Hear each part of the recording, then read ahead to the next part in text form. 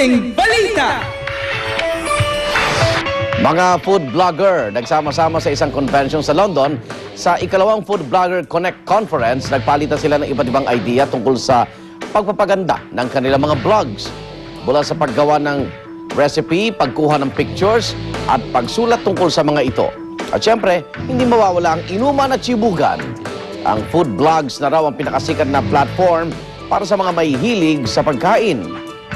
Kaya naman kinikilala nila ang malaking papel ng food blog sa pagsiset ng food trends sa iba't ibang bahagi ng mundo. Mga bago at high-tech aircrafts, bida sa Berlin Air Show sa Germany, mahigit 1,000 exhibitors mula sa 47 bansa ang nakilahok sa air show. Nasa 300 aircraft naman ang nakadisplay para sa mga manonood. Kabilang na ang pinakamalaking passenger plane sa mundo, ang Airbus A380. Naka-display din ang tinaguriang Eurocopter na fully digital ang cockpit. At ang H-2 ang unang aircraft na kaya mag-take off sa pamagitan ng power galing sa fuel cells. Nagsimula ang air show kahapon at bubuksan ito sa publiko June 11 hanggang 13.